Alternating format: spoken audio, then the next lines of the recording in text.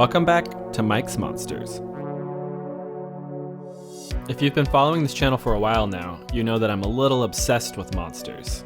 Specifically movie monsters. I spent my teenage years watching every monster movie I could get my hands on. This love for the creatures fueled my drive to collect memorabilia from their films, building to the collection you've seen today on this channel. But the collection I'm about to show you makes mine look a little tiny. Located right in the heart of Hollywood, actor, producer, and director Rich Correll has unleashed his collection of the best and most monstrous movie props of all time. Following the stars down the boulevard and passing the famous Chinese theater, you never know who you're going to run into on your journey to icons of darkness.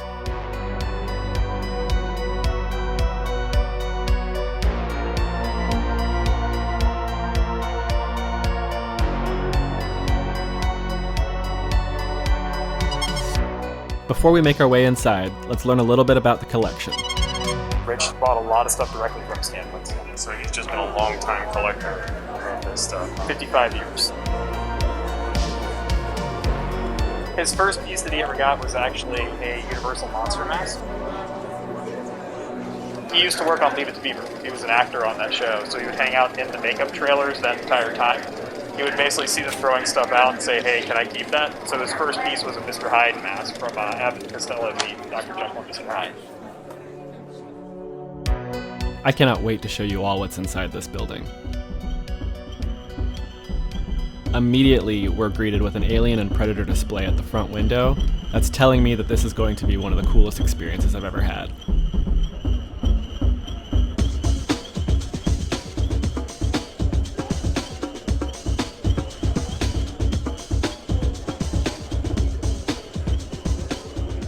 Creepy ghouls greet the guests at the entry while they're given some quick information before the tour. But I've done enough talking, so without further ado, let's go into Icons of Darkness. We have Justin, the general manager of the space, giving us a tour, and he starts us off in the Jurassic Park section. So what you're going to see throughout a lot of this is either screen used or production made stuff. Ooh, I'm not crying, you're crying. This is the second mother T-Rex from Lost World. This is literally the coolest thing ever.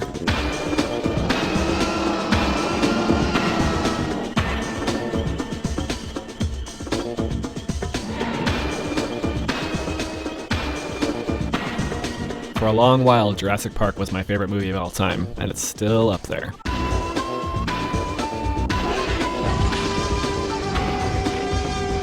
They had the full-size sneezing Brachiosaurus head from the first film.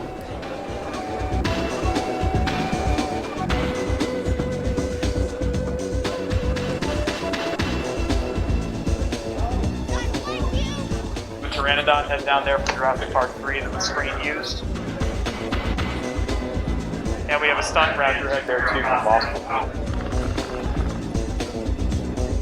Who remembers Reign of Fire? The dragons in that were pretty awesome. We also have this Spinosaurus down there from Jurassic Park 3.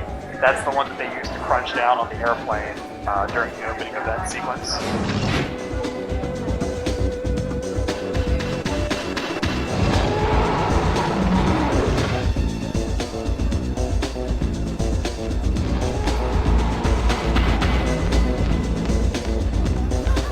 These are some screen-used gremlins from Gremlins 2 by Rick Baker and his team.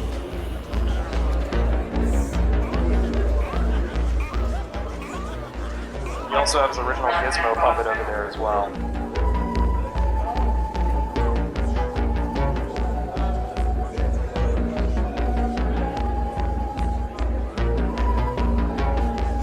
I adore Gizmo, and I think Gremlins and Gremlins 2 are perfect films, especially Gremlins 2.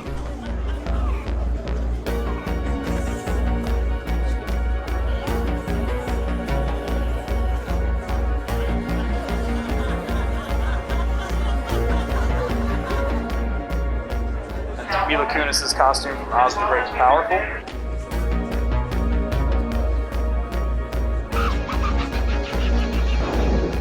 This is the Uruk-hai costume from Lord of the Rings, Fellowship of the Ring. And we have a variety of different orcs here too that were used in the Lord of the Rings movies as well. Along with some sleeve stacks from Land of the Lost.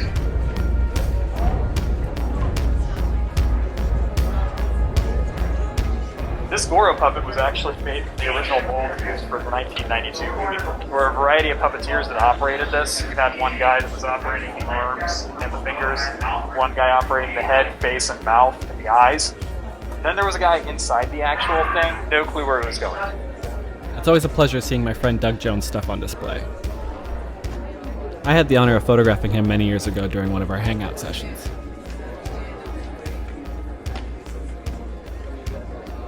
Jennifer Lawrence's screen-used costume from Hunger Games with her bow, arrow, and quiver.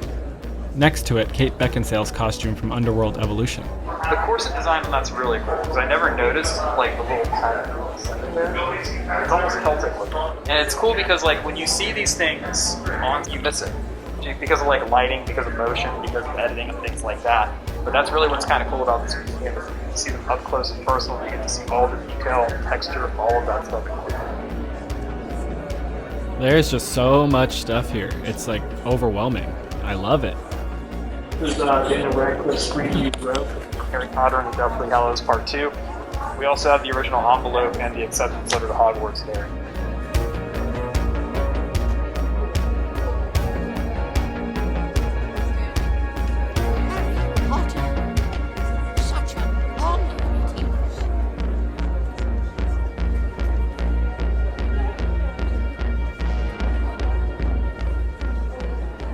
This is the endoskeleton from Terminator Salvation.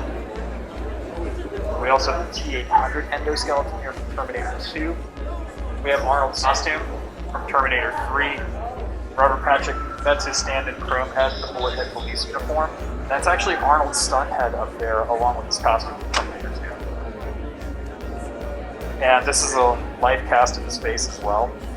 This is kind of cool because it allows us to illustrate the people coming in, like what the whole process is for making prosthetics and things like that too. A lot of people come in and they're like, why do they have a cast of Arnold's face?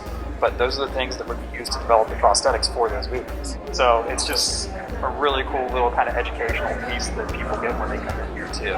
There's so much that goes into it that people just don't know.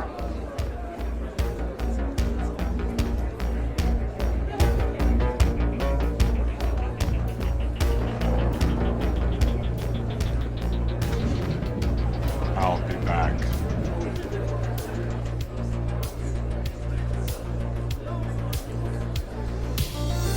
Couple of Star Wars pieces over here. More than a couple. We also have an original screen-used Tusken Raider helmet there from Episode 4, and Ray Park's life path, but his original costume as well from Darth Maul from Phantom Menace. This is the stand-in robot from Rogue One.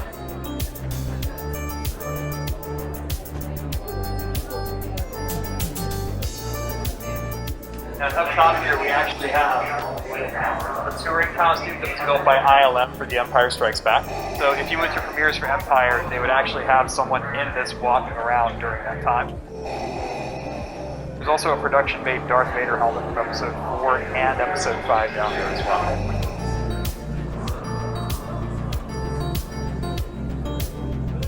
I love myself some Ewoks.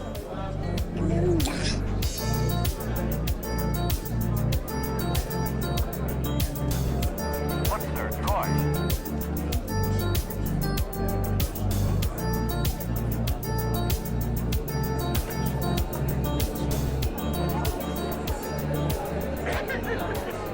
And I always kind of lose it when I come over here because I'm Mars Attacks. It's aged really well, especially now with like all the super big budget like sci-fi movies that we have. They're just so commonplace. Having something that's like a parody throwback of like 50s sci-fi is really great. That's the original eyeball ring and the original ray gun from those two. These are some more Rick Baker pieces. This is the worm guy from Men in Black 2. The split guy head from Men in Black. Joey the mailroom alien.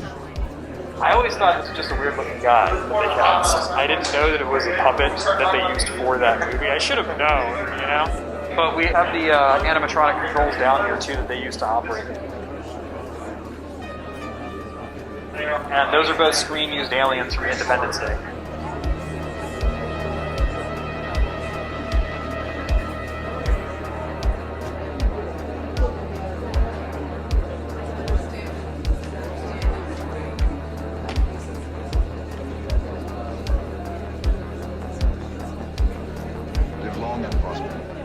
These are the Academy Award-winning ape makeups from 2001 and the '68 Planet of the Apes. We have them both side by side, so you can kind of see the progression between the two, how they stayed faithful, but at the same time, how they kind of like moved it forward a little bit.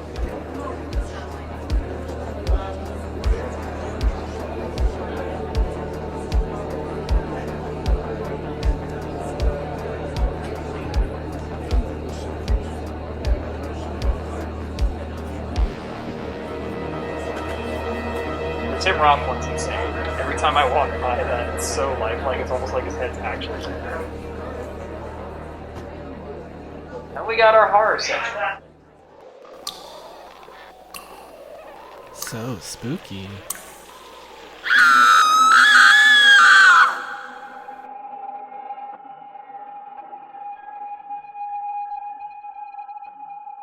So a lot of the costumes you're going to see in here are screen used.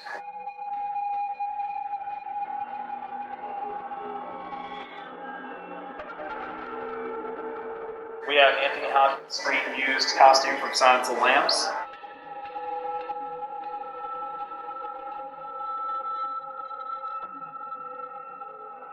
And behind you, we actually have Jack Nicholson's axe. A lot of people don't know he was a volunteer firefighter. He kept going through the door way too easily, so Cooper had to replace it with a solid oak door. Here's Johnny. We have the puppet over there and the makeup effects from Dead Silence.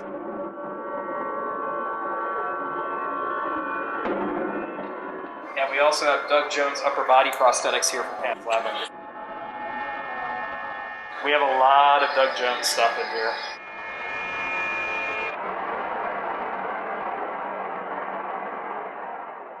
This is Doug Bradley's original costume from Hellraiser along with the puzzle box.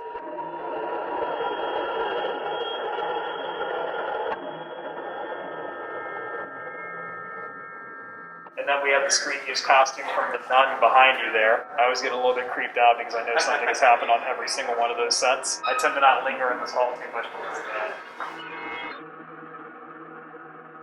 That's Twisty the Clown from American Horror Story.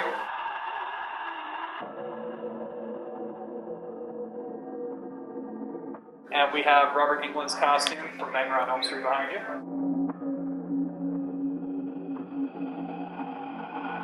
Amber Tamblin's costume from The Grudge. And then Bill Skarsgård's original costume from It.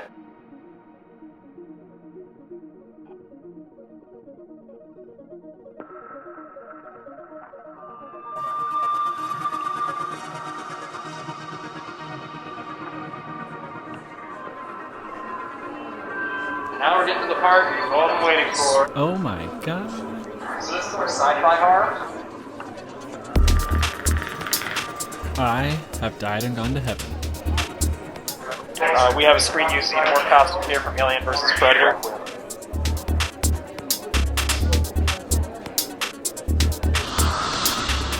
It's cool because you can actually see the zipper on the side.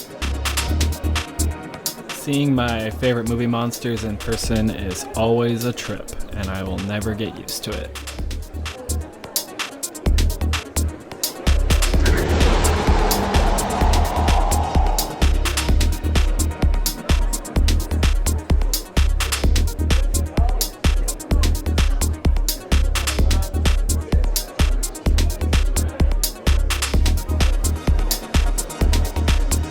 And then I believe we have a screen use Alien Xenomorph there from Alien.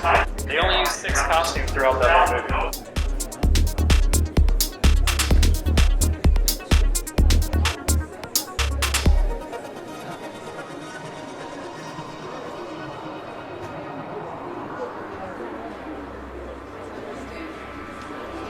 The wolf predator from AVPR is definitely one of the coolest and best predators around. And also kind of the best thing about AVPR.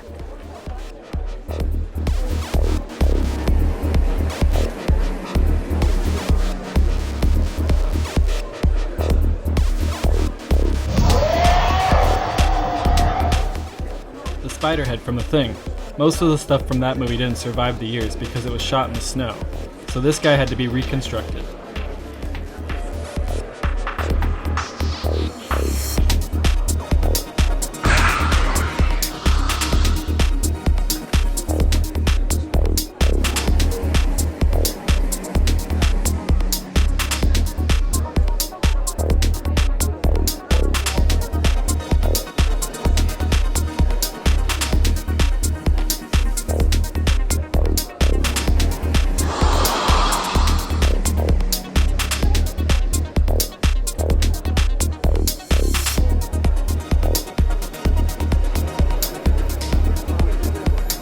Here's an original Xenomorph costume from Alien. This one was utilized for the vent scenes.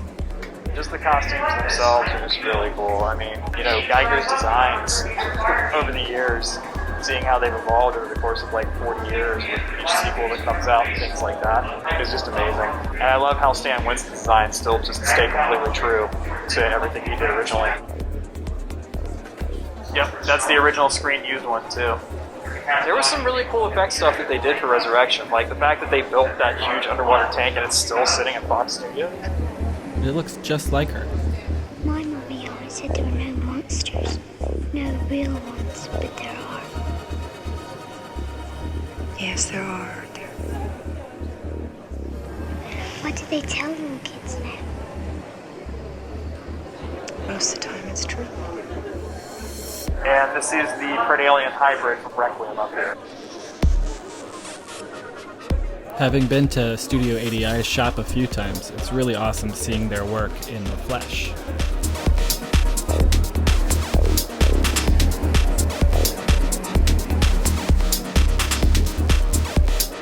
And then we have the original screen-used Predator costume from Predator 2. The Elder Predator from Predator 2 is, I think, my favorite Predator design. And we have the Hunter Predator from Predators as well.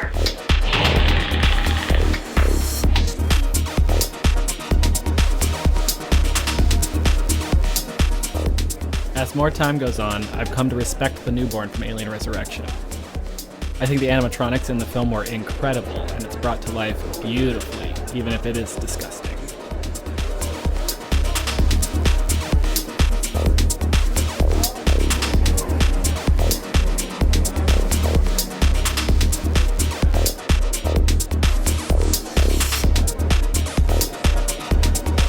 Perfect. Well done.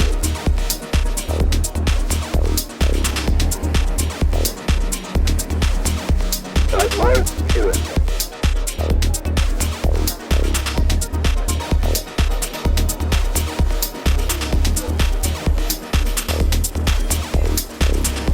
And then we have a puppet that is actually made from the molds that were used to create the original Alien Queen.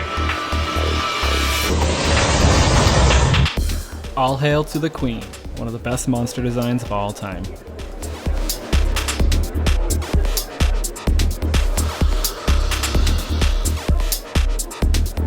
And then we have Stan Winston's personal maquette.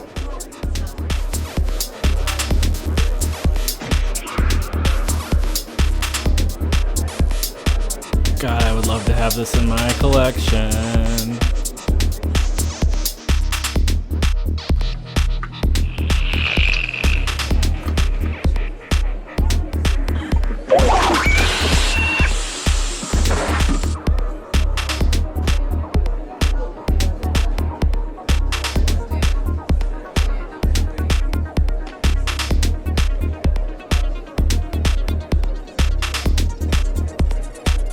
We also have screen-used Tracker Predator over here from Predators, which I think is criminally underrated.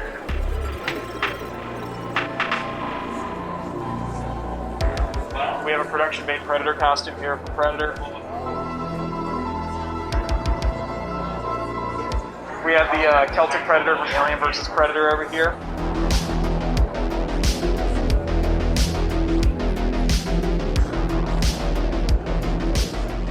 The Celtic Predator has such an awesome mask.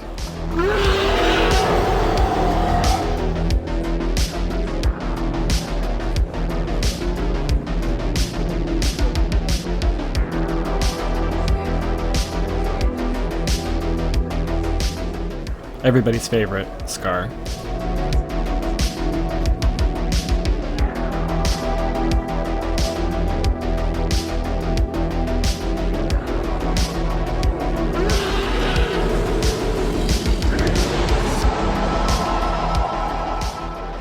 We have a variety of different xenomorphs here.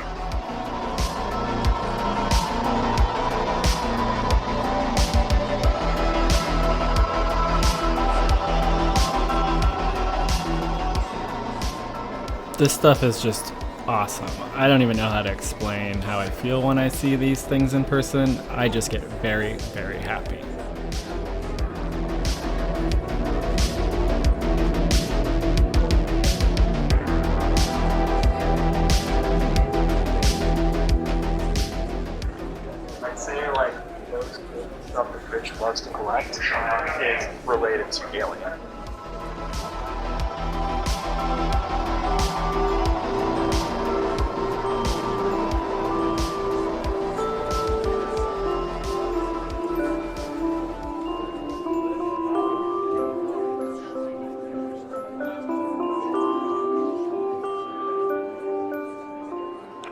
That's Stan Winston's personal copy of Pumpkinhead that they used on filming over on that side there.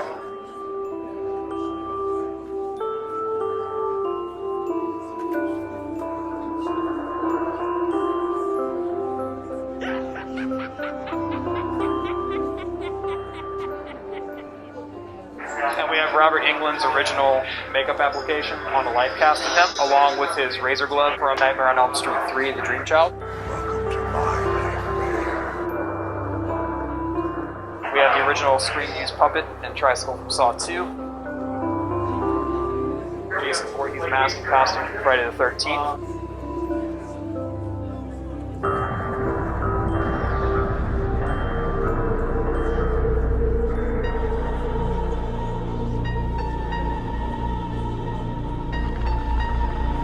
This is the Raptor puppet from 3. This is the suit that people would wear whenever they had to make physical contact with the actors. And this is the T-Rex from Jurassic Park. This is the animatronic Rex head. And you can even see the foam too because of where they showered it with water and everything when they were filming. It was originally 4,000 pounds when it was fully assembled, but I think the water adding to it added probably about an extra 400 to 500 pounds. And that made it just harder to operate. So if you look back, you'll see people just toweling the thing off with towels rapidly trying to keep it dry in the face. And that's the screen-used baby T-Rex from The Lost World. That's one of the first self-contained animatronics that was ever done for a movie like that.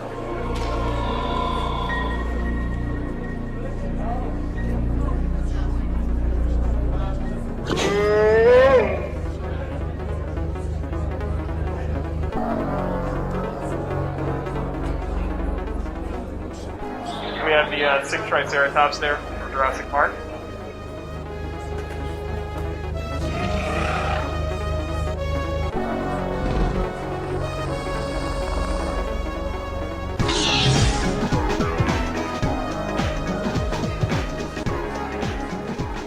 And this is the screen-used Alpha Raptor from the kitchen.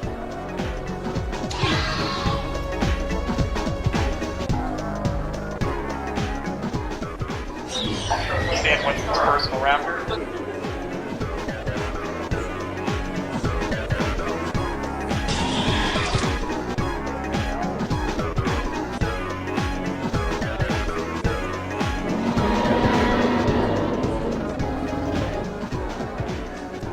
Look at the Spinosaurus and the T-Rex over there, you'll actually see it's almost like a layer of vinyl or like some kind of rubber, and that's to encase the foam.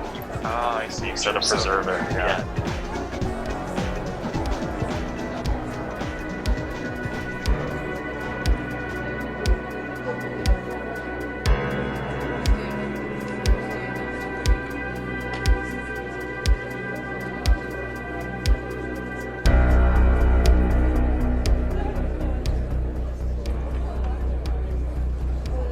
I used to watch all of Michael Jackson's videos growing up. This creature from the Black Lagoon was actually at Hugh Hefner's grotto during Halloween parties. So this was at the Playboy Mansion every Halloween.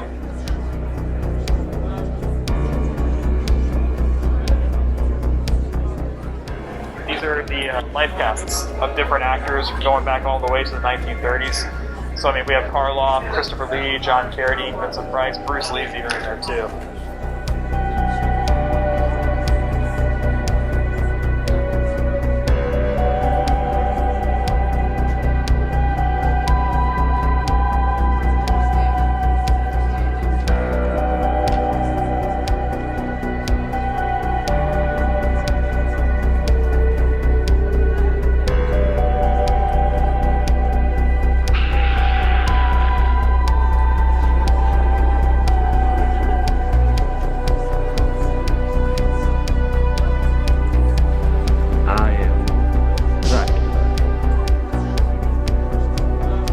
The Universal monsters are just iconic.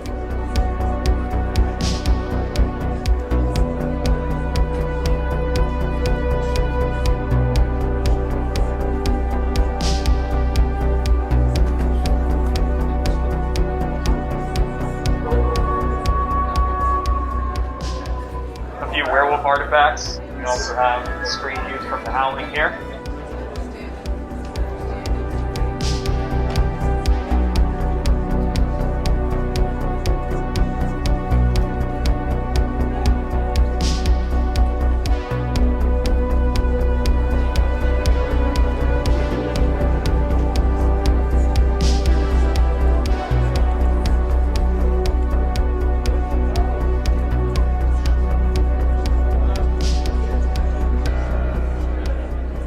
This FX mold is actually made from Dick Smith's original molds from Exorcist for her stunt dummy. And that's the screen use costume from Conjuring up there for the witch.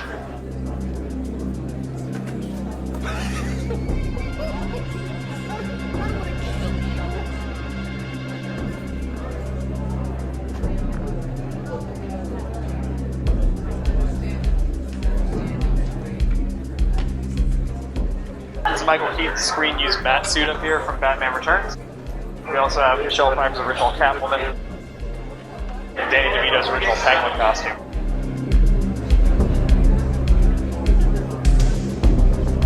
And we have a live cast there of Michael Gough as Alfred. And Samuel L. Jackson, we have his costume from Age of Ultron along with his stunt head too. And then a couple of Batman and Robin costumes there. Christian Bale's bat suit from Batman Begins.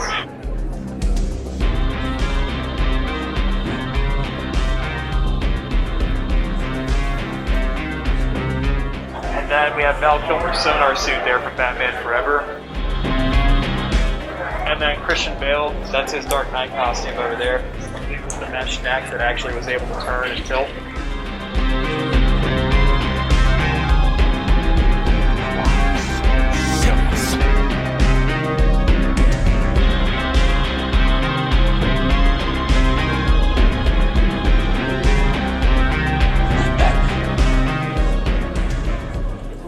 One of my very first memories is seeing the original Batman Returns in theaters, and I think the only one I never saw in theaters was Batman 1989 because I was only 1 year old.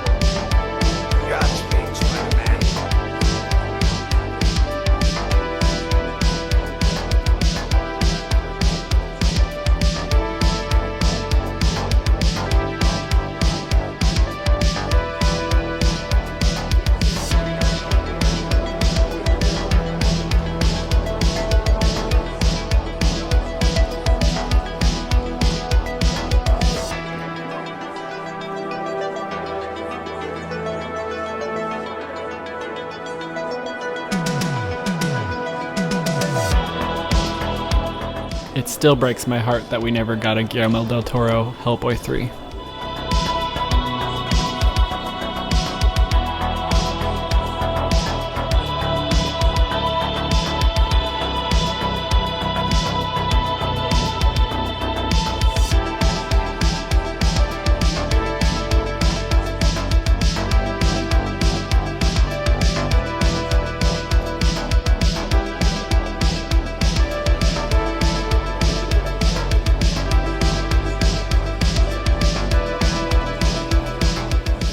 Seeing Harry from Harry and the Hendersons really puts to scope how tall Kevin Peter Hall was, who played also the Predator and many other amazing roles.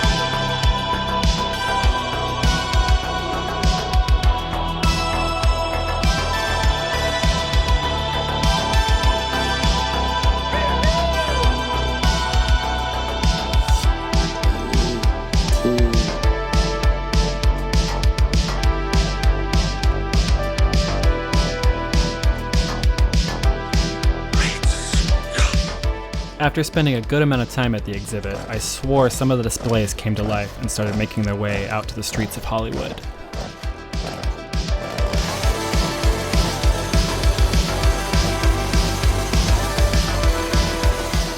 And that is Icons of Darkness.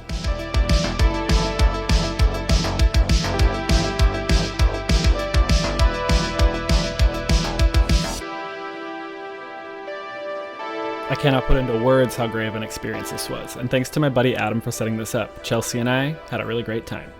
And thank you to Pat and Justin for the tour and the experience. I cannot wait to come back.